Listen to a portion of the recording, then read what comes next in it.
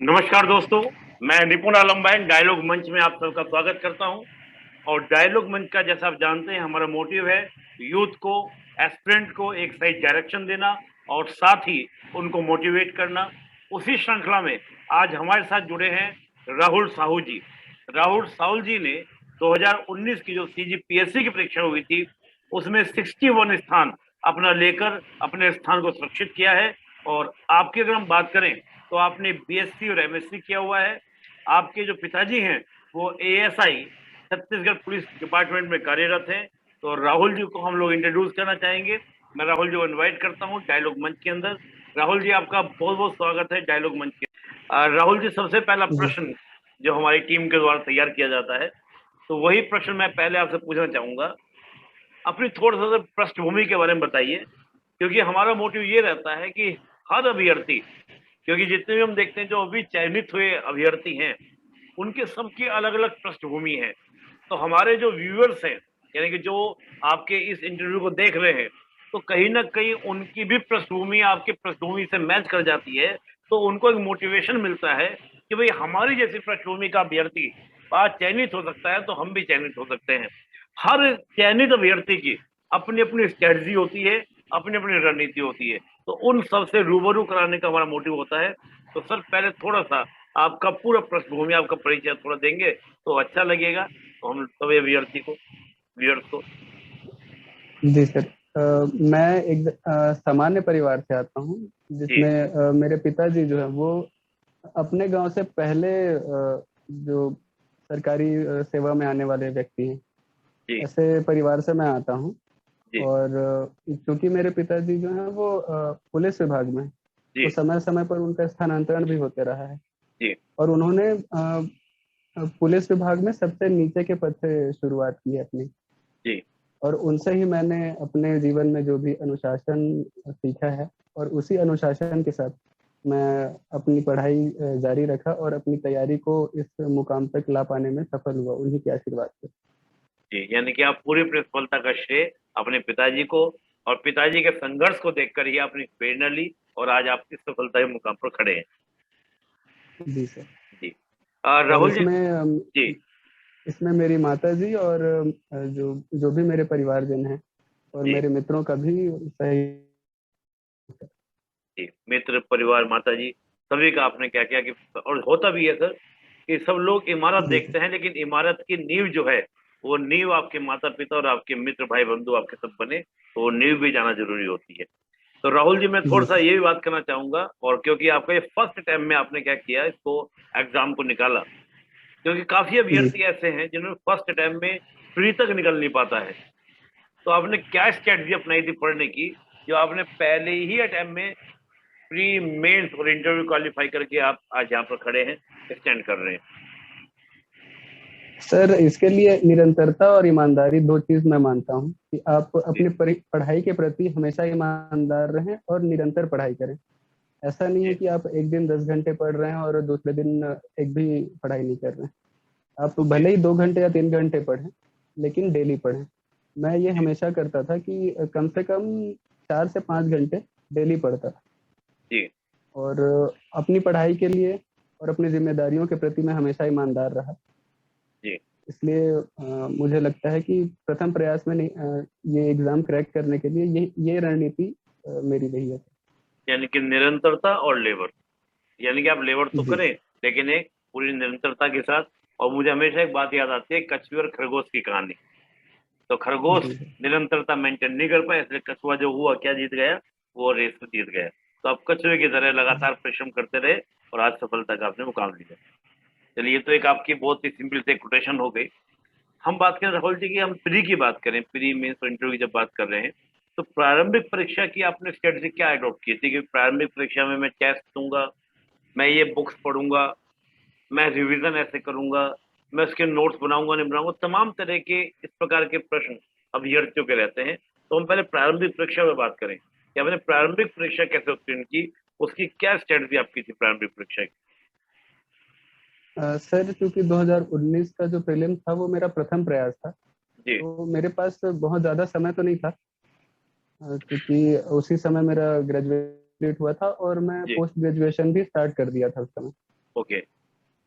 तो मैंने जो भी मेरे पास मटेरियल उपलब्ध थे जी। उसका मैंने रिवीजन पे ज़्यादा ध्यान दिया था। पढ़ तो मैं चुका था ओके। पहले से ही, जी। और नए मटेरियल्स मैंने कलेक्ट नहीं किए। बस ओके। उनका रिवीजन हमेशा जो भी मैं अपना टाइम टेबल बना के रिवीजन पे ज़्यादा ध्यान देता था। जी। और एक मार्केट से कोई भी एक अच्छी सी टेस्ट सीरीज जी। जो कि अच्छे लेवल की हो, जी। एक टेस्ट सीरीज मैंने ली थी और रिवीजन पे ही मेरा ज़्यादा फोकस। जी, यानी कि आपने कम पढ़ा, लेकिन कम जो पढ़ा जी। उसको अच्छे से, एक कहा जाता है, कहावत कही जाती है, जुगाली करना। कहते हैं कि जुगाली करी, मैंने बौद्धिक जुगाली करी। बौद्धिक जुगाली यानी कि बड़े बड़े जो इंटेलेक्चुअल बात करते हैं कि हम बौद्धिक जुगाली करते हैं। जो लिया उसको अच्छे से जुगाली किया, उसी को बार बार हम करते रहे, उसको अच्छे से पचाया, उसी को हमने देकर आया। लेकिन सर मैं जानना चाहूंगा कि जो आपने कहा मटेरियल मैंने कम पढ़ा, लेकिन बार बार उसी को पढ़ा, तो जो वो आपका ग्रंथ बना, जो आपने वो चीज पढ़ी, वो क्या क्या पढ़ी थी सर? वो भी थोड़ा बता दीजिए, ताकि स्टूडेंट भी उसी चीज को पढ़कर वो भी पहली बार में पहले टाइम में फ्री निकाल ले। सर जैसे कि पॉलिटी है, जी। पॉलिटी के क्वेश्चन क्वेश्चन ज़्यादा आते हैं और लोगों से बनते नहीं हैं, क्योंकि वो कॉन्सेप्ट कॉन्सेप्ट बेस्ड होते हैं। ओके। तो अपना कॉन्सेप्ट क्लियर रखना चाहिए। ओके। और हिस्ट्री जो है उसका सिलेबस बहुत बड़ा है, और पॉलिटी उसमें के से लिए राहुल जी हम एक एक बात थोड़ा सा करें। पॉलिटी के लिए आपने कौन सी बुक पढ़ी राहुल जी? सर पॉलिटी के लिए जो भी अवेलेबल है मार्केट में, वैसे तो सीजीपीएससी के लिए जो प्रतियोगिता सारांश सारांश की बुक आती है जी। वो मैंने फॉलो किया। ओके, ठीक है। अब आप हिस्ट्री के लिए क्या देते राहुल जी? सर हिस्ट्री के लिए भी मैंने प्रतियोगिता सारांश ही फॉलो किया है, और जो भी मेरे नोट्स थे वो मैंने फॉलो किया है। तो नोट्स आपने सेल्फ नोट्स बनाए थे? कैसे नोट्स कहाँ से बनाए थे सर आपने? सर मैंने कोचिंग से जो किया था, कोचिंग किया था मैंने, अच्छा अच्छा। उसके नोट्स प्रिपेयर किया था। यानी कि एक साथ में किताब रखी और बाद में आपने अपने नोट्स को रखा, उससे आपने हिस्ट्री तैयार किया। जी। हिस्ट्री में कौन सा जी part sir? Modern history, medieval, या एंशिएंट हिस्ट्री, किस पर आपने ज्यादा फोकस किया? सर मैंने एंशियंट और मॉडर्न हिस्ट्री पे ज़्यादा फोकस किया था। मिडाइवल मिडाइवल हिस्ट्री से क्वेश्चन चूंकि कम आते, उस समय कम आते थे। जी। अभी वेटेज थोड़ा सा बढ़ा है, जी। लेकिन उस समय कम आते थे। एक दो साल पहले कम आते थे, और जी। उससे पहले और भी कम आते थे। तो जी। इसलिए मैंने उसको वेटेज कम दिया था, लेकिन अभी के समय में अभ्यर्थियों को मिडिवल हिस्ट्री को भी उतना ही वेटेज देना चाहिए। जी, यानी कि मिडिवल हिस्ट्री को भी तैयार करना चाहिए। आपने बेसिकली फोकस किया था मॉडर्न एंड एंशिएंट हिस्ट्री के ऊपर। जी। जी, और ज्योग्राफी के बारे में सर? सर ज्योग्राफी के लिए मैंने दृष्टि आईएएस का क्विक बुक लिया था, उससे ओके। मैंने तैयारी की थी। और प्रतियोगिता प्रतियोगिता सारांश का बुक मैंने प्रेफर किया था सर। ये दो बुक मैंने ज्योग्राफी के लिए पढ़े थे। ओके। और सर अगला जो टॉपिक हमारा पड़ता है, ये इकोनॉमी है, इसके अलावा साइंस है, इकोलॉजी है, इसके लिए सर? इकोलॉजी। सर जी सर, मैं प्रतियोगिता सारांश का एक बुक आता है सर, जिसमें सभी जो सब्जेक्ट होते हैं वो कवर ओके। हो जाते हैं। और इसके अच्छा। अलावा आप जहाँ से भी कोचिंग कर रहे हैं उस पर पूरा भरोसा रखिए, क्योंकि जो गुरु होता है वो कभी भी मिसगाइड नहीं करता है। जी। तो जिस भी गुरु के पास आप जाते हैं उस पर पूरा अपना समर्पण दीजिए और उस पर विश्वास रखिए। और जी। जो भी वो मटेरियल देते हैं बस उसको ही रिवाइज कीजिए। बहुत जगह से मटेरियल कलेक्ट करने की जरूरत मुझे नहीं लगता कि है। जी, आपने बड़ा अच्छा बोला है। कहावत भी कही जाती है हमारे यहाँ पर कि श्रद्धावान लभते ज्ञानम, कि जो श्रद्धा रखेगा वही ज्ञान को क्या करेगा, लेगा। नहीं तो श्रद्धा नहीं होगी तो ज्ञान नहीं मिलेगा। बहुत अच्छी बात बोली है। मेरा प्रश्न तो यहाँ पर ये था आपसे कि आपने एक तो कोचिंग के नोट्स लिए, फिर आपने प्रतियोगिता सारांश का आपने नोट्स ले लिया, इसको आपने बार बार क्या किया, रिवाइज किया, जैसे आपने पढ़ा। क्या प्री के लिए आपने टेस्ट सीरीज भी ज्वाइन की? टेस्ट भी दिए आपने? जी सर। जी सर, जी। मैंने टेस्ट सीरीज दिए थे, लेकिन मैं कहीं जाके उस समय टेस्ट सीरीज नहीं दे पाया था। जो भी मार्केट से अवेलेबल हुआ था वो मैंने दिया था। तो आपने कितने समय से स्टडी किया? मान लीजिए जैसे पढ़ते थे पूरा, अगर हम बात करें तो कितने घंटे की स्टडी? आपके नोटिफिकेशन के बाद आप बता रहे थे कि ज्यादा मैं स्टडी करता था, तो नोटिफिकेशन के बाद कितना घंटा आपका स्टडी हो जाता था? सर नोटिफिकेशन के बाद लाइब्रेरी में बैठ के मैं कम से कम 8 से 9 घंटे देता था। 8 से 9 घंटे आप डेली पढ़ते थे? जी सर। तो ये, और उससे नोटिफिकेशन से पहले की हम बात करें तो? सर उसमें भी मैं कंटिन्यू 4 से 5 घंटा पढ़ता ही था सर। ओके। तो एक बड़ी एक इंटरेस्टिंग सा प्रश्न और जो अक्सर अभ्यर्थी पूछते ही हैं कि क्या आपने प्री और मेंस दोनों की कलेक्टिव स्टडी की या दोनों की अलग अलग तैयारी की? नोटिफिकेशन से पहले जो प्रीलिम्स का नोटिफिकेशन आता है जी उससे पहले सर मैंने प्रीलिम्स और मेंस दोनों की तैयारी एक साथ की थी। जो जी भी मेंस की तैयारी करता था मैं, और मेंस में जो भी कॉमन टॉपिक होते हैं मेंस और प्री के, जी वो एक साथ हो जाता था, और जो प्रीलिम्स के लिए अलग से पढ़ना पड़ता था वो मैं अलग पढ़ लेता था। अच्छा। और नोटिफिकेशन के बाद सिर्फ और सिर्फ प्री की तैयारी। नोटिफिकेशन के लिए आपने प्री फोकस किया, और नोटिफिकेशन से पहले आप दोनों को कलेक्टिव होकर पढ़ते थे, जो कॉमन टॉपिक होते हैं उनको आप कलेक्टिव होकर पढ़ते थे। जी सर। जी। तो सर हम लोग मेंस की अगर चलें, मेंस के बारे में बात करें, तो मेंस का पूरा फोकस आपने प्री देने के बाद करना शुरू किया या रिजल्ट आने के बाद प्री का? सर मैं ये बताना चाहूँगा कि मैं थोड़ा सा लेट हो गया था, क्योंकि ये मेरा प्रथम प्रयास था, तो मुझे उतना एक्सपीरियंस नहीं था। जी तो मैं करीब 10 दिन क्लियर होगा या नहीं, तो इसलिए जी। मैंने 15 दिन बाद तैयारी चालू की थी। अच्छा, प्री तो होने मैं के बाद। यहाँ, हाँ, यहाँ भी मेरे जो भी मित्र थे उनका सहयोग मैं मानता हूँ, क्योंकि उन्होंने ही मुझे मोटिवेट किया था कि रिजल्ट जो भी हो जी तू तैयारी कर।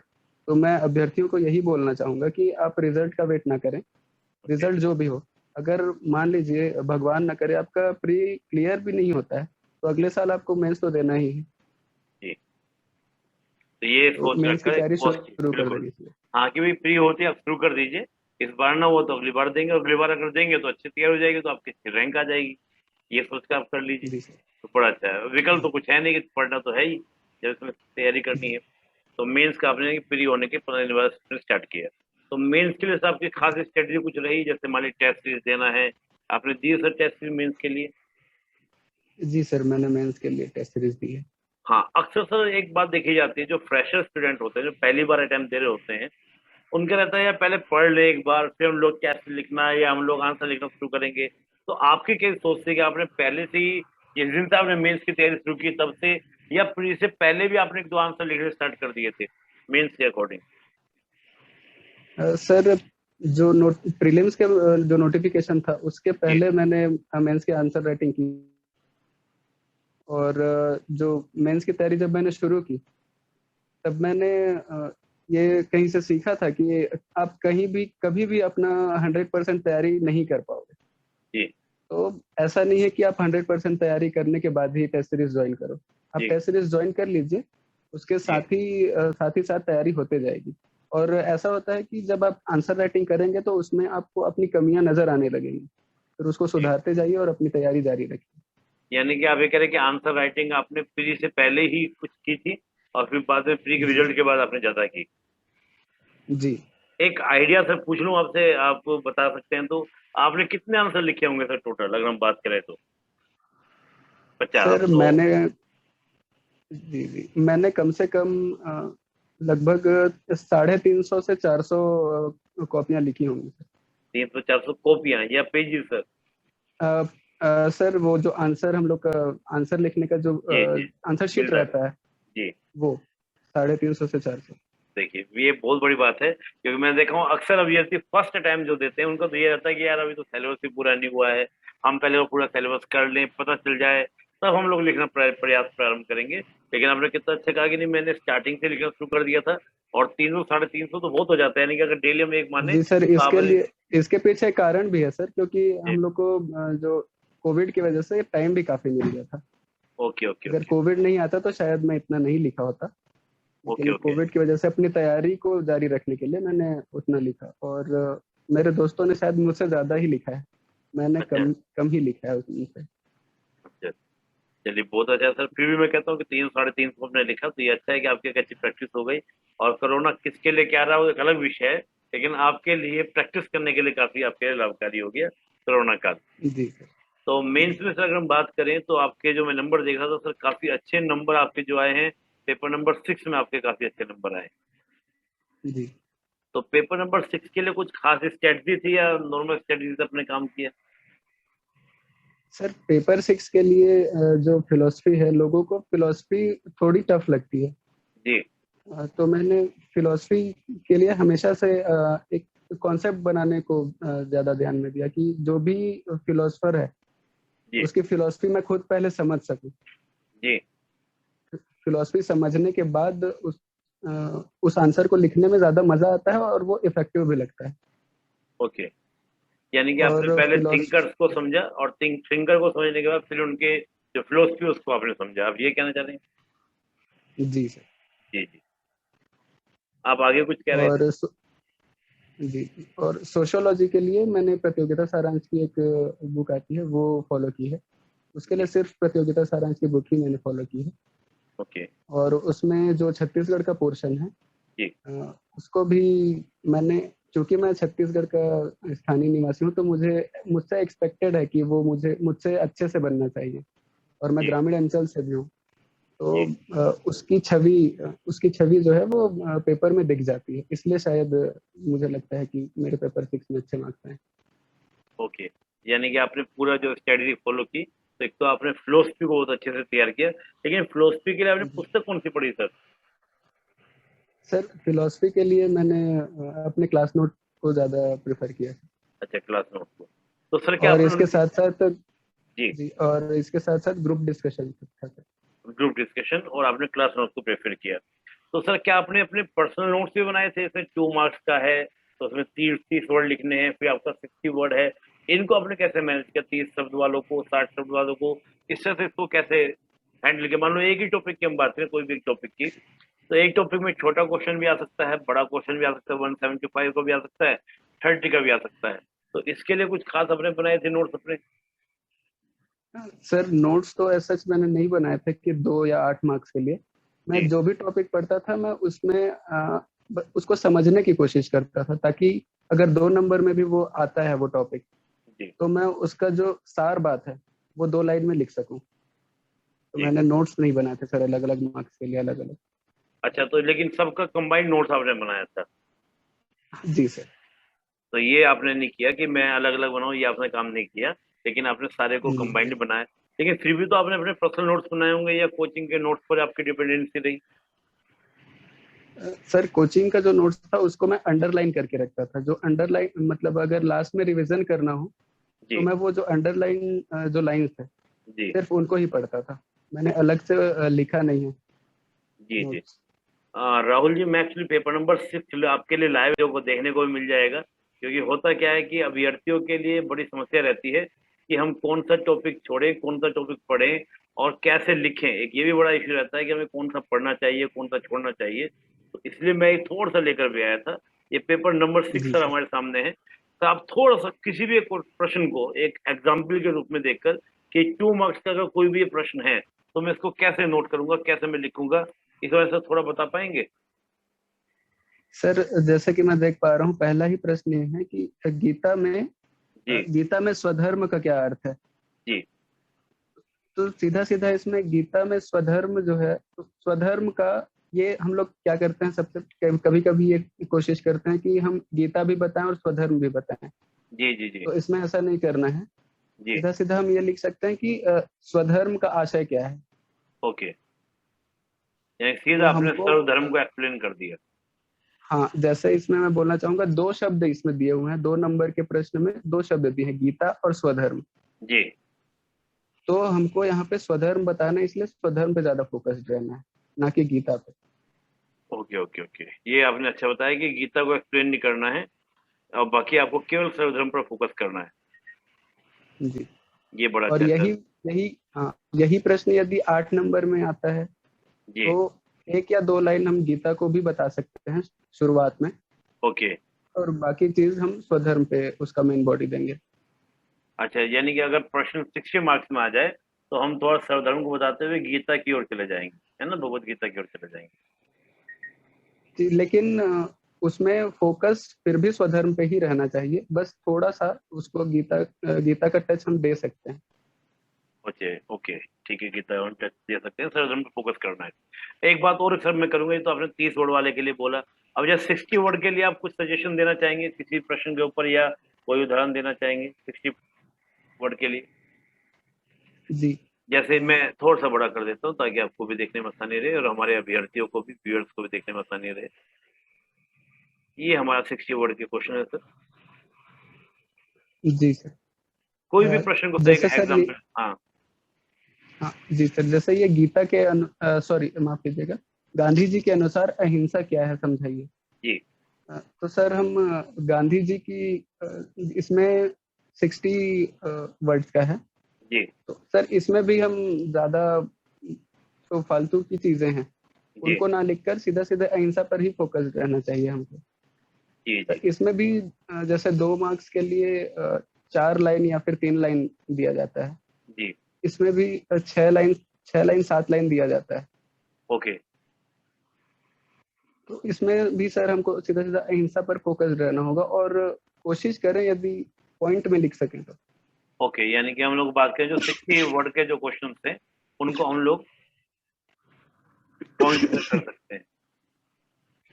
तो सर यहाँ पे हम बात कर रहे थे कि अहिंसा के बारे में 6 से 7 लाइन, यानी कि आप कह रहे हैं कि पॉइंट फॉर्म में आप लोग लिखे है ना, जी पॉइंट्स में लिखें। ओके सर, ये आपने 60 वर्ड के लिए अपने एक बात बोली। हम थोड़ा सा आगे बात करते हैं जो 100 वर्ड में आए हुए क्वेश्चन हैं, 125 में आए हुए क्वेश्चन हैं, उनके लिए सर हम थोड़ा सा बात करते हैं 175 से पहले 100 वर्ड के लिए। तो सर 100 वर्ड के लिए आप क्या सजेशन देंगे सर? 100 वर्ड के क्वेश्चन से आपके सामने सर। जी सर 100 वर्ड्स के लिए जैसे 8 8 नंबर के लिए और 15 नंबर के लिए दोनों के लिए ही सजेशन है कि अगर आप इंट्रोडक्शन और कंक्लूजन दे सकें जी एक एक या 2 2 लाइन का तो वो जी। जरूर देना चाहिए। और अंदर जो भी मेन है वो मतलब ऐसा नहीं लगना चाहिए कि अ, ऐसा ही कोई लिख रहा है। मतलब हम्म। अच्छा हो, जो कंटेंट हो वो बहुत अच्छा होना चाहिए। हाँ, आप ये कह रहे हैं और कि एक तो इंट्रोडक्शन आप दें अच्छे से, इंट्रो आप दें, और इंट्रो के साथ फिर आप कंक्लूजन अच्छे से, जो बॉडी है वो बॉडी ना, मतलब फालतू की बातें ना हो, जो काम की बातें हैं 14 पॉइंट आप जी बॉडी में उसको शामिल करें। गढ़ंग वो है ना वो विश्वविद्यालय स्तर की परीक्षा की तरह आप ना दें, इसको आप अच्छे से मतलब जी बॉडी को तैयार करें। जी। तो सर जैसे बॉडी में हम लोग पॉइंट्स लेके चलें, पैरा लेकर चलें, क्या लेकर चलें? सर जिसमें भी व्यक्ति कंफर्टेबल हो। सर यहाँ पे 3 प्रश्न जैसा भी जैसे हमारे सामने से पंथ निरपेक्ष, आपके सामने मैं सोचता हूँ इसलिए मैं हूँ, या कांट का कोई एक क्वेश्चन आप हल्का सा बता सकते हैं सर, हमको इसको कैसे डील करना चाहिए? कोई भी एक प्रश्न सर। जी जी जी जैसा कि सर यहाँ 15वां प्रश्न है, मैं सोचता हूँ इसलिए मैं हूँ, डेकार्ट के जी इस कथन की विवेचना कीजिए। जी, बड़ा इंपॉर्टेंट क्वेश्चन है सर, लास्ट ईयर भी एग्जाम में आया था सर। जी जी तो मैं सोचता हूँ इसलिए मैं हूँ में डेकार्ट की जैसे इंट्रोडक्शन मुझे देना है जैसे जी मैंने दिया था। जी तो मैंने लिखा था कि मैं जो है वो आत्म तत्व दर्शन में उसकी स्वीकृति डेकार्ट ने एक तत्व के रूप में की है। ये जी। उसका इंट्रोडक्शन हो गया 1 लाइन का। अच्छा, एक लाइन का आपने इंट्रो डाला, देकार्त का जी इसको। और उस जी। जी जी और उसमें जो भी कंटेंट है मैंने वो जी। पैराग्राफ में लिखे थे ओके क्योंकि उसमें पॉइंट नहीं है। ओके इसलिए मैं कह रहा हूँ कि जिसमें आप कंफर्टेबल हैं, ओके। एक जैसा बात आपने राहुल जी। पढ़ा है जी जी जिस भी सोर्स से आपने पढ़ा है जी। उसमें या तो पॉइंट में होगा या पैराग्राफ में होगा। और ओके। उसमें से आप जो भी लाइंस हैं जो अच्छे लगे लाइंस जी जी जैसे सॉलिड कंटेंट होना चाहिए, जी उन कंटेंट को आप बीच में जरूर डालिए और अच्छे से डालिए ताकि लेंदी ना लगे। जी। राहुल जी, बात को पूछना चाहूंगा, आप छोटे पैराग्राफ को सजेस्ट करेंगे, बड़े पैराग्राफ को सजेस्ट करेंगे? सर हमारे पास लिखने के लिए ज्यादा स्पेस नहीं होता है, इसलिए स्पेस हमको बचाना भी होता है ताकि ज्यादा से ज्यादा कंटेंट हम डाल सके। ओके तो अगर छोटे पैराग्राफ भी लेकिन ज्यादा जगह ना छोड़े। ओके, यानी कि थोड़ा सा ठीक से आप रखें, तो छोटे की मतलब जी मीडियम रखें, ना छोटे ना बड़े। जी आपने कौन से माध्यम से दिया था राहुल जी अपना एग्जाम? हिंदी मीडियम से, इंग्लिश मीडियम जी से? जी मैं हिंदी माध्यम का विद्यार्थी हूँ। ठीक ठीक है। राहुल जी एक बात को बताइएगा, ये तो हमने 100 वर्ड की बात की, फिर हम लोग बात करते हैं 125 वर्ड के बारे में बात करते हैं। तो जैसे 125 वाले वर्ड हैं उनके बारे में सर कुछ कहना चाहेंगे? अच्छा ये बताइए, जैसे 100 है, 125 है, 175 है, 3 कैटेगरी बड़े वालों की होगी, लॉन्ग क्वेश्चन की हो गई, तो इनके लिए कुछ अलग जी अलग करना पड़ेगा या एक सही लिखना पड़ेगा सबके लिए? सर एक सा ही लिखा जाता है, बस थोड़ा सा इसमें कंटेंट का ध्यान रखना चाहिए कि ओके। कितना मतलब वो सभी का अपना पर्सनल व्यू होता है, जी सबका अपना पर्सनल लिखने का तरीका होता है। जी। अपने कंटेंट को कितना फैलाएं और कितना कंसाइज करें कि वो हम 8 नंबर में भी उतना लिख सकें और 15 नंबर में भी लिख सकें उसको। ओके तो कुछ खास तो स्ट्रेटजी 175 के लिए, 125 के लिए, या सर खास स्ट्रेटेजी में तो यही है कि इंट्रोडक्शन और कंक्लूजन जी 10 नंबर और 15 नंबर में जरूर देना चाहिए, और 8 नंबर में यदि दे सकें तो दें, ओके और जबरदस्ती देने की कोशिश ना करें। ओके ओके, ये बड़ा अच्छा बोला कि जो 8 नंबर का है उसमें आप इंट्रोडक्शन ना भी दें चलेगा, लेकिन जो 10 यानी कि 125 175 का है उसमें आप इंट्रोडक्शन और कंक्लूजन जरूर दें। जी सर। राहुल जी, अक्सर एक चीज और कि जैसे हम लोग बात करें, ग्राफ की बात करें, हम मैप की बात करें, हम डायग्राम्स की बात करें, हम चार्ट की बात करें, इस तरह की चीजों का भी प्रयोग करना चाहिए क्या? जी सर, कर सकते हैं, लेकिन जहाँ जरूरी हो, हर जगह अच्छा नहीं करना चाहिए। जैसे ज्योग्राफी वाला पेपर है, उसमें जी भी एक आध जगह कर सकते हैं, लेकिन हर जगह बार बार, जैसे दो दो नंबर वाले में भी हर क्वेश्चन में करना सही नहीं होगा। उसमें टाइम वेस्ट भी होगा, और जो चेकर है वो भी जी, परेशान होगा। Okay okay. कुछ खास कहना चाहेंगे सर आप मेंस के लिए कि ये चीज जरूर आपको ध्यान रखनी चाहिए अपना मेंस का आंसर लिखते समय? सर मेंस के आंसर राइटिंग के समय कंटेंट पे सबसे ज्यादा ध्यान देना चाहिए। कंटेंट आपका हमेशा सॉलिड ही होना चाहिए। जी, और कंटेंट पे मतलब फोकस आपको ज्यादा करना है। तो आपका कहना है कि आंसर राइटिंग प्रैक्टिस ज्यादा से ज्यादा हमारी रहे और कंटेंट पे आप ज्यादा फोकस करें। आंसर राइटिंग प्रैक्टिस इसलिए करने की ताकि अभ्यास करके आपको क्या, आपका लेखन जो है वो अच्छा हो जाए और आपको मेंस में लिखने में आप दिक्कत ना हो, आपको पता चले कि 2 मार्क्स का कैसे लिखना है, 4 का कैसे, 8 का कैसे, ये सब आपको पहले से प्रैक्टिस हो जाए ताकि आपको उस समय परीक्षा भवन के अंदर इश्यू ना हो। क्लियर होगा? आपने बड़े अच्छे सब चीजें बताई। तो लास्ट में अब ये जो फ्रेशर हैं जो तैयारी करना चाहते हैं उनके लिए कोई आपका खास मैसेज ताकि वो फर्स्ट टाइम में तीनों स्तरों को क्या करें, अच्छे से पास कर जाएं, तो उनके बारे में कुछ कहना चाहेंगे? सर फर्स्ट अटेम्प्ट में क्लियर करने का तो यही तरीका है कि कहीं भी, मतलब 3 स्टेज होते हैं, जी 3 स्टेज में बहुत अप एंड डाउन आते हैं। जी तो उनको हमको ध्यान में नहीं देना है। डिमोरलाइज आप होंगे, कहीं कहीं डिमोरलाइज भी होंगे। तो इसके लिए आप हमेशा पॉजिटिव लोगों के साथ रहें, और जी अपनी पॉजिटिव थिंकिंग बना के रखें, क्योंकि आप जब इस समंदर में उतर गए हैं जी तो आपको इसको पार करना ही पड़ेगा। जी तो इसके लिए आप हमेशा पॉजिटिव रहें। कोशिश करें कि ऐसे लोगों के साथ रहें जो आपको पॉजिटिव एनर्जी देते हैं, और निरंतरता बनाए रखें। जी। यानी कहते हैं ना कि अब उतर चुके हैं समुद्र में तो या तो पास होंगे या कुछ और करेंगे, लेकिन अब वापस नहीं लौटेंगे, एकदम लड़के जीतेंगे। बहुत अच्छा सर आपने युवाओं के लिए बोला। तो मैं आपको पुनः डायलॉग मंच की ओर से, हमारे जितने व्यूअर्स हैं, एस्पिरेंट्स हैं, मैं पूरा विश्वास से कह सकता हूँ कि उनको इस साक्षात्कार से डेफिनेटली कुछ ना कुछ सीखने को मिलेगा।